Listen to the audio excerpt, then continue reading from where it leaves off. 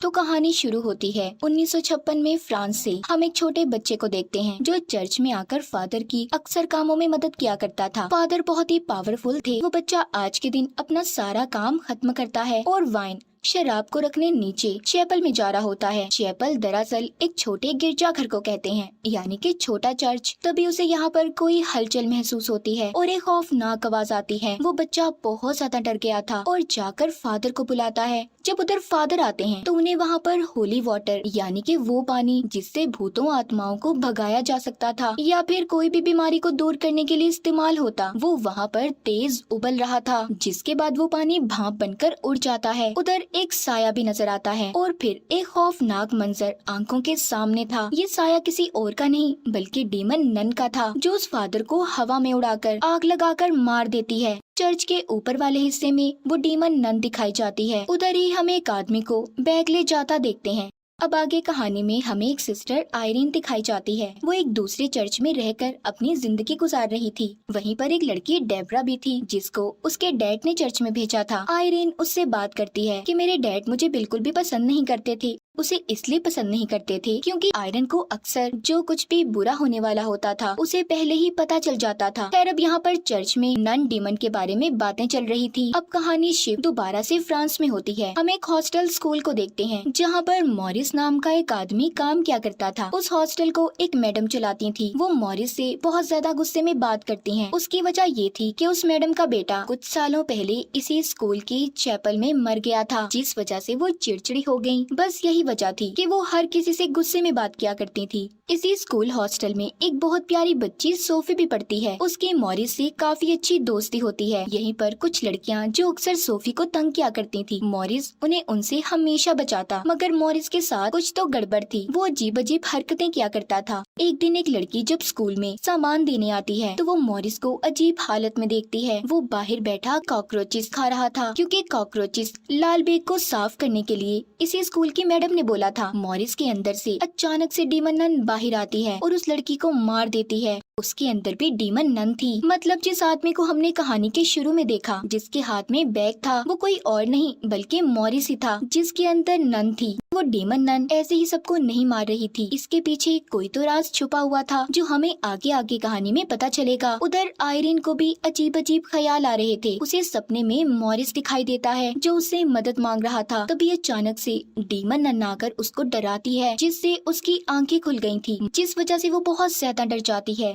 एक दिन वही लड़कियां जो सोफी को तंग किया करती थी उसे चैपल में लेकर जाती हैं जहाँ पर मैडम ने सबका जाना बंद किया था। वहीं पर खिड़की पर एक बकरी बनी हुई थी। वो उसके साथ गेम खेलती हैं। कहती हैं जाओ जाकर तुम्हें उस बकरी की आंखों में टॉर्च जलाकर देखना है। वो आंखें डीमन की हैं। अगर तुमने जरा भी ध्यान हटाया तो डीमन आकर तुम्हें मार देगा। जब सोफी उसी को देख रही थी तो तंग करने वाली लड़कियां चालाकी से वहाँ से चली जाती हैं। सोफी अब बिल्कुल अकेली थी। तभी अचानक से उधर हलचल होने लगती है। उधर सोफी को डीमन नन नजर आई थी जिससे वो डर जाती है। खैर तभी मॉरिस वहाँ पर आकर उसे बचाता है। दूसरी तरफ हमें सिस्टर आयरीन को दिखाया जाता है जिसको फादर अपने पास बुलाकर कहते हैं कि मुख्तलिफ शहरों में फिर से प्रीस्ट और नन मारे जा रहे हैं। वो बताते हैं कि फ्रांस में एक फादर को जलाकर मार दिया गया। ये उसी फादर की बात कर रहे थे जो हमने कहानी के शुरू में देखा था। वो कहते हैं डीमन नन दोबारा आ गई है। वो मरी नहीं जिसका तुमने पहले भी मुकाबला किया था। तुम दोबारा से उसे हरा सकती हो। आयरन कहती है नहीं, अब मैं ऐसा कुछ नहीं कर सकती। वो कहते हैं नहीं, अब तुम्हें ये सब देखना होगा क्योंकि दुनिया और इंसानियत की बात है। तुम्हें ही इस केस की जाँच करनी होगी। सारी बातें सुनकर सिस्टर आयरन अपने डर पर काबू पाती है और चल देती है। इस केस को हल करने के लिए आयरन फ्रांस के लिए निकल जाती है जहाँ पर फादर को जलाकर मारा गया था। तभी चुपके से उसके साथ डेबरा भी ट्रेन में आकर बैठ जाती है। आयरन जब ये देखती है तो कहती है तुम्हें ऐसा नहीं आना चाहिए था। अगर ऐसे चर्च में पता चल गया तुम बिना बताए ऐसे मेरे साथ आ रही हो तो चर्च वाले तुम्हें निकाल देंगे। डेबरा कहती है ऐसा कुछ नहीं होता। तुम जानती हो मेरी मॉम भी जलकर मरी थी। मुझे कोई भी मिरेकल्स मोजिज़े होते हुए नजर नहीं आए। ये सारी बातें सुनकर आयरन कहती है कि जब यकीन होता है तो बड़े बड़े मौजज़े होते हैं। खैर ये दोनों फ्रांस पहुंच जाती हैं। चर्च में पहुंचते ही आयरन को दोबारा से उसी बच्चे का ख्याल आता है जिस बच्चे को हमने कहानी के शुरू में फादर के साथ देखा था। अब वो उसे वहाँ पर खेलता हुआ नजर आता है। जब आयरन उस दिन के हादसे के बारे में उस बच्चे से पूछती है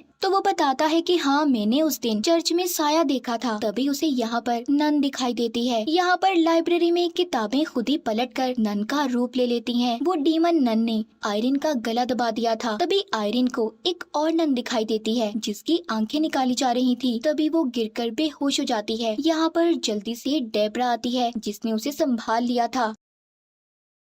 उधर सोफी के स्कूल में भी अजीब अजीब हादसे हो रहे थे। मॉरिस के अंदर भी डीमन नन बार बार आती। इसी वजह से सब स्कूल में बहुत ज्यादा डरे हुए थे। हॉस्पिटल में अब जल्दी से आयरिन को भी होश आ गया था। यहाँ पर अब उसे याद आता है कि आखिरी बार उसे डीमन नन से मॉरिस नहीं बचाया था, और जब से ही उस डीमन नन ने मॉरिस को पोजेस्ड अपने कंट्रोल में किया हुआ है। अब डेब्रा उसके पास आती है और बताती है कि एक बच्चा उसे हॉली क्रॉस का निशान देकर गया है। ये वही बच्चा था जिसको हमने कहानी के शुरू में देखा। उस क्रॉस पर एक अजीब सा निशान था। जितने भी लोग मरे थे, ये निशान उन सबके होली क्रॉस पर भी बना हुआ था। लाइब्रेरी में जाकर उन्हें पता चलता है कि ये निशान एक खानदानी निशान है जो कि एक बहुत बड़े प्रीस्ट सेंट लुइस के खानदान से जुड़ा हुआ है। और जिस नन प्रीस्ट को आयरिन ने अपने ख्याल में देखा था, जिनकी आंखें निकाली जा रही थी, वो सेंट लुइस की आंखें थी, जो कि एक बहुत ही ताकतवर चीज है जिसको कहीं पर छुपाया गया है। आयरिन को पता चलता है कि ये सभी लोग सेंट लुइस के खानदान से हैं जो मर चुके हैं।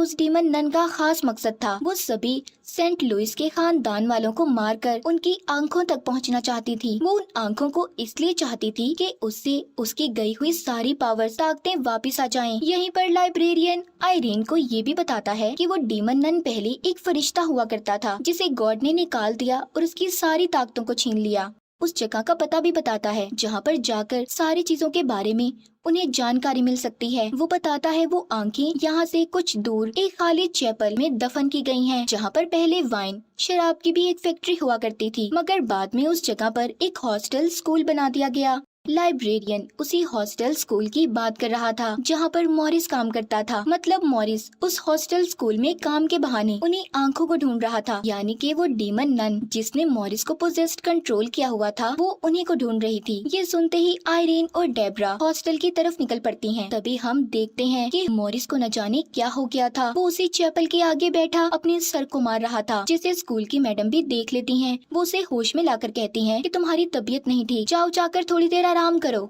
मॉरिस बस बार बार यही कह रहा था कि मैं नहीं जानता मैं यहाँ पर कैसे आया हूँ। तभी मैडम को उसी चैपल से अजीब सी आवाजें आने लगती हैं। जब वो वहाँ पर ताला खोलकर देखने जाती हैं, तभी उन्हें वहाँ पर अपने ही मरे हुए बेटे का भूत दिखाई देता है जो उन्हें डरा रहा था। यहाँ पर मैडम के बेटे की आत्मा को कोई और नहीं बल्कि डीमन नन ही कंट्रोल कर रही थी। अब वो मैडम के बेटे की आत्मा का इस्तेमाल करके उसी से मरवा कर मैडम को मार देती है।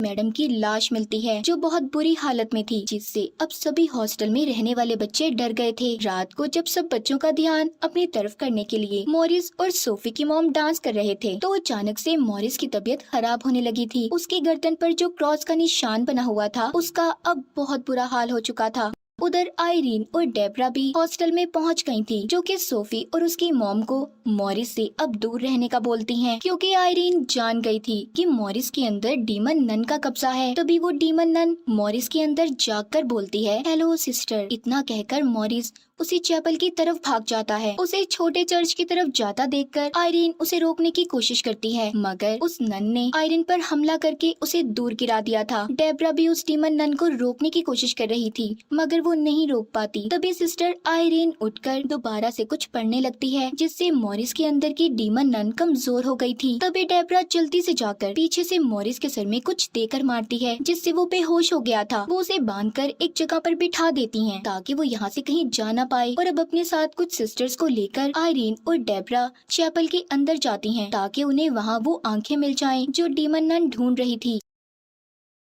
सोफी भी उस छोटे चर्च में उनके साथ जाती है। वो उन्हें वो खिड़की भी दिखाती है जिस पर बकरी बनी हुई थी। वो कहती है कि क्या पता सेंट लुइस के खानदान वालों ने इसे बनाया हो, ताकि अगला कोई भी उनसे जुड़ा हुआ या उनके खानदान से यहाँ पर आए तो उसे वो आंखें मिल जाएं। वो बताती है कि अगर इस बकरी की आंखों पर सूरज की रोशनी पड़ती है तो ये चमकती हैं। अब ये देखने के लिए डेब्रा हाथ में पकड़ी टॉर्च को जब उसके ऊपर मारती है, तो उस बकरी की आंखों से लेजर रोशनी निकलती है, जो इन्हें रास्ता बताती जाती है कि आंखें कहाँ पर दफन हैं। अब ये उसे निकाल लेती हैं जो एक बक्से में बंद थी। तभी मॉरिस भी जाग गया था। बाहर सभी बच्चों को डीमन नन अपने असली रूप में आकर डराने लगती है। डेब्रा उधर जाकर उन बच्चों को बचाती है। ये भागकर सभी एक कमरे में चले गए थे जहाँ पर उसी मैडम का भूत इनको डराता है जिसको चैपल में डीमन नन ने मारा था। उधर सोफी के साथ आयरीन भी थी। उधर पोजेस्ड मॉरिस भी आ गया था जो सिस्टर आयरीन से वो खास आंखें छीनने की कोशिश करता है, मगर उन्हें सोफी लेकर भाग जाती है जो कि एक बक्से में बंद थी। सोफी जैसे तैसे करके उससे बचकर भाग रही थी। वो ऊपर पहुंच जाती है जहाँ पर एक साइड से बिल्डिंग भी टूटने वाली थी। ये सब कुछ उन्हीं आंखों की ताकत की वजह से हो रहा था। तभी उनमें से एक तेज पीले रंग की रोशनी बाहर आती है जिसके करीब अब डीमन नन भी नहीं आ सकती थी।